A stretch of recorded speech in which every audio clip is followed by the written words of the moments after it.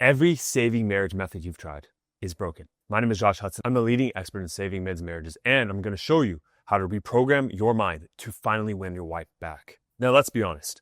Most men have no clue on how to save a marriage when their wife asks for space, divorce, or when she says she's no longer in love. But it's not your fault. You've been following an outdated blueprint on how to be a good husband that worked 100 years ago. But now, simply no one teaches men how to save a marriage when your wife is already checked out. Today, I'm going to change that with the emotional reset method framework. Let me show you why this is the most powerful method to save your marriage. Step number one is to stop the negative things that are pushing her away. Most conventional advice focuses on doing more things, fix the problems, see a therapist, try harder, and get closer. But people who give this advice don't understand the female brain and how it works. You see, I was never taught female psychology in my master's program in psychology. And I don't know any books out there besides Women Are From Mars and Men Are From Venus, which is outdated, that teaches this stuff. What most people don't know is that it's not a matter of if those methods can work, okay? They can. It's a matter of when you use them. And after witnessing thousands of examples with clients, there is a predictable path of marriage reconciliation based on 5 stages. In each of these stages, you have to take specific actions to progress towards marriage recovery. Now, I'll show you the most impactful steps that you can take at each stage. And at the end of this video, I will link a more in-depth guide on how to assess which stage you are at. Let's start with the wound analogy. The first action you're going to actually take with her is no action, or at least none to try to get her back. I want you to think of your relationship like its own living thing.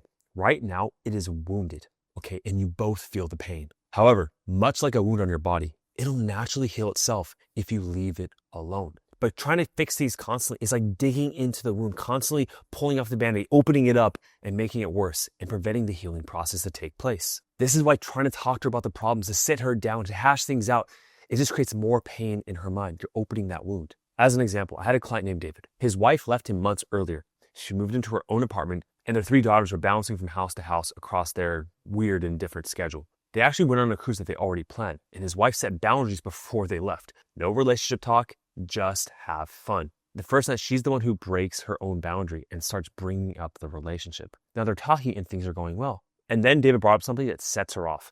And things went from cool, calm to blazing in seconds. And that night she broke the boundary. We got into a kind of an argument. Well, she got kind of mad at me. And because I brought something up after, she had started talking about things. And I just kept cool. I was calm. I was like, I'm not going to fight with her. There's no point. She's like, I have to go. I'm getting out of here. Like, she just wanted to leave the room, because she got heated. And so I was like, okay. And she left. And then, I just chilled and calm. 10 minutes passed. David stayed calm, but there was still that small voice wondering if he had completely messed things up, okay? And then his phone buzzed. She texted me like 10 minutes later, do you want to come upstairs and eat food with me? And so I went upstairs and she even told like the therapist, like, he literally handled that perfectly. And it wasn't because I was trying to handle it perfectly to like manipulate or whatever. I'm like, this is how you communicate. When she gets heated and needs a break, let her take the break. It's fine. That moment changed everything for David because he finally understood what space actually meant. The biggest reframe that you can have right now is actually space is a good thing. I know for most men, when they're taking space with their wife, it feels forced and it feels like they're losing an opportunity. And every second that goes by that they're not trying to get the marriage back, that she's getting more distant. The opposite tends to be true, okay? This space, what it does is it does 2 things. Number 1, it creates an opportunity for her curiosity to grow. Because even if you're changing, seeing her day by day, with more space, she can notice that change more effectively and believe it's actually true. The second thing is that it gives you an opportunity to dig within yourself to see what problems and behaviors and things you did across the whole marriage that led you to where you're at now. With constantly trying to go after her, you're not putting the energy within yourself to actually make those changes. And I'll tell you how to do more of that later on. I had to like change my mindset around like the word controlling. Cause I've understood, reading the book, No More Mr. Nice Guy, I realized I was very needy and things like that. I got that. But the controlling part, I was kind of frustrated with because I'm like, I'm just trying to do everything I'm supposed to do as a man. And one of the things was like,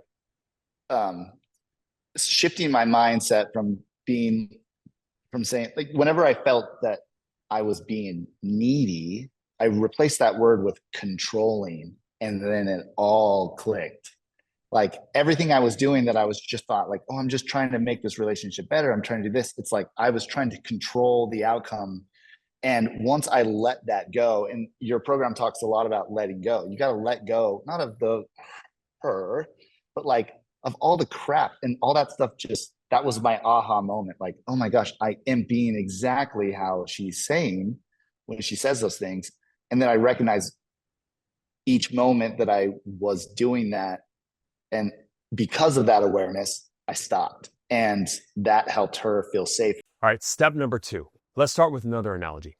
Let's say a relationship is this house. Over the years, you've neglected it. The paint has dried up and cracked in certain areas. The pool got really dirty. The carpet is frayed, but overall, the house is keeping you afloat. It's protecting you from the weather. It's doing its job. It seems fine. You'll get to those projects eventually because, you bought the house. You own it. It's yours. You have it for the rest of your life. However, your wife feels more and more uncomfortable in that space. Not only is she not in the house that she was promised that she first moved into, but she assumed it would actually get better, that there would be upgrades, a new pool, new paint, updated furniture, better tiling.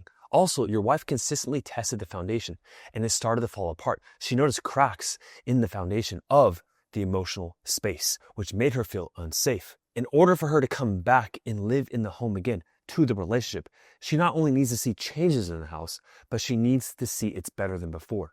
In order to make sure it's stable and safe, for her to do that, she will also need to test it, which is where the area law comes in. The area law has 3 parts to it in the second step. And number 1 is that men overanalyze. Let me explain. When most men look at their relationship and they start to assess how it fell apart, they completely misdiagnose the issue. I'm working with a prominent client right now, and when I had that first onboarding session with him, I always ask clients, if your wife was here, what are 3 things she would say as to why the marriage is falling apart?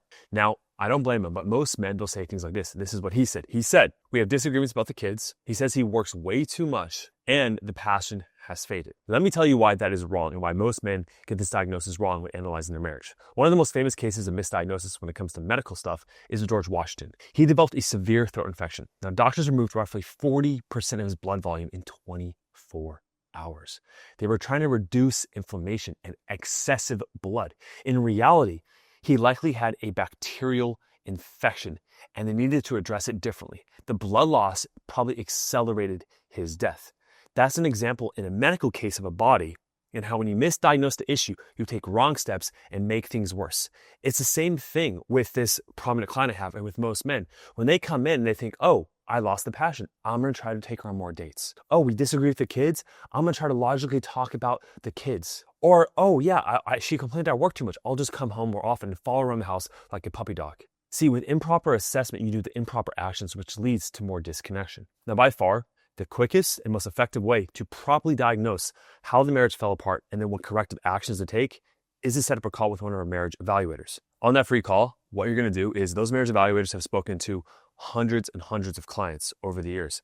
So within seconds, they can identify the true core issue and what steps to take. In order to get that free call, all you need to do is click the link down below. But make sure before you set up that call and fill out the application, it's a short application, that you are fully committed and invested, ready to do something different. If that is you, click the link down below. Now, the second step in the area law is the RR part, which is releasing resentment. Going along with the house analogy, the resentment has been corrosive acid in the foundation of the home, making her feel unsafe. And Dr. John Gottman, who is a relationship expert in the world, said that resentment is a corrosive acid in relationships. Let me introduce how powerful this is when you understand it. What was, you would say, the most powerful lesson, or the first lesson that comes to your mind is the most powerful lesson you learned that helped with the progress that you've had in the program? Forgiveness. When all this started, I was angry with her. Angry, like, how dare you want to divorce me? Yep. And that's the male mindset. And then you kind of go through the stages of grieving. I mean, it's like a death, and you go through them all. And in the end, I realized that I was making no progress until I truly forgave. A lot of men, when their wife is pulling away, they don't feel safe enough to work on themselves to release that resentment. But what happens is if you don't do that, all that stored resentment, you're hiding it right now, that if she does come back, and the off chance she does, without you releasing it, you're going to self-sabotage and push her further away because you're just going to unload on her when you feel safe. And for her, it's like, I thought you dealt with all this and now you're releasing all this crap on me, and she's just going to rebel on it, right? But you have an opportunity to release that resentment, to forgive her, okay, and clear out that foundation, that when she does come back into that home, the foundation is solid and you guys have a good starting point to rebuild the house to where you want it to be. All right, the final part of the area law is step number 3, which is extreme ownership. I'm going to make it quite simple for you with 2 different examples of a diagram here. We'll have the victim narrative and then the extreme ownership narrative and how that plays out with different outcomes. So with both, we always start with the problem. The problem could be your wife says she's no longer in love, that she wants a divorce, that she moves out. Some type of her pulling away is the issue. Starting with the victim narrative, the first thought or belief that someone in the victim narrative will have is to put the responsibility or the burden of this problem outside of their own actions into external influences. This could look like blaming her therapist, blaming menopause, blaming her single friends, her sister-in-law who got divorced the previous year, a milestone birthday, a death in the family, sickness, her high school boyfriend's hitting her up on Facebook. It doesn't matter. Those are all external to you. When you have the victim narrative, it tells your wife one thing emotionally, that she's going to feel unsafe. Because she's pulling away from you. And then instead of you saying, oh, wow, I see my part in this, you're saying, well, it's because of all these other things. She feels unsafe because if you're blaming things outside of yourself, you're not going to change. And if you're not going to change, she's going to go through the same pain. So what's the natural outcome of all that? Of course, if you're not changing, she's going to keep on going in the same direction, right? Now let's flip this on its head. As much as it hurts your ego to take extreme ownership, to say, this is my fault, to look at yourself in the mirror and say, you know what? I haven't been the man that I should have been. I should have stepped it up more. I realize that it's easy to make a woman happy when you take care of the things that Josh talks about on his channel, right? As much as it hurts you in the present moment, it's going to pay dividends to her because it's going to make her feel safe. She's going to gain curiosity. She's going to say, oh, that's different. That's unique. He's actually owning up to it. I'm still hesitant, which we're going to cover how to overcome the hesitancy in the last step of this video. But it is a lot better because she is noticing your changes. I think the biggest thing that I learned from this was that I had, and I never considered myself to be someone with a big ego, and looking back, I realized I had much more of an ego than what I thought I did. And I think that blinded me to so much. Having a large ego has never been a problem for me. I saw that and I was just like, yeah, like this. I mean, she had her part in it too, but this was on me. It's my job to address these things and figure out how to move forward. All right, step number 3, the stress test. Now, tying back to the analogy with the house, she needs to feel safe in order to come back, okay? Emotional safety is her number 1 need to be with man. Now, she cannot know that you've truly changed as a man unless she tests you. She has to test you. There is no way around this. Now, why does she test? Women test as a subconscious biological mechanism to ensure you are strong, loving, and confident so you can take care of her. She cannot know you are strong unless she tests you. So here's a quick reframe for you that will completely change the game. Completely change the game for you if your wife is testing you. She's complaining, she's criticizing, she's nagging, she's doing all that. She cares and she wants you to pass it. Play that back. Listen to those words again. Now, what do tests look like? Women use your vulnerabilities against you. Now, that's what a weak, integrated man would say. Here's the truth. Henrik was cheated on in his first marriage. You know, he trusted his now second wife with his entire life. Now, he mentions the day he opened up to his second wife, Mary, about how he was cheated on in his first marriage. She went on a girls trip and he kept on talking about how that happened, okay? Well, fast forward 7 years, and here he was staring at his phone on a Friday night, waiting for his wife to text back as she was on a girls trip. She removed her location. His breath was short, his hands were shaking. He felt cold as ice, even though it was 80 degrees in the building. Now, he didn't think Mary would ever cheat, but there was this insidious whisper in the back of his head. Maybe this time she would. She wasn't taking that trip to punish Hendrik. She wasn't cruel. She was simply testing him. You see, over the past 7 years, he slowly became more and more stagnant, complacent as a man, more distracted, less present, less leading, not really the man that she fell in love with. So she was testing him to see if he would rise to the occasion or react in fear. Now, here's how women test you. They will cross your boundaries. They will say yes and then no, and then they will breadcrumb. Let me explain each one. A woman intuitively knows where your boundaries are. So she'll brush up against them, right? She may know that you have a strong boundary over being on time. So she'll come a couple minutes late to see what you do. The yes and the no is called the dual mind narrative in our program.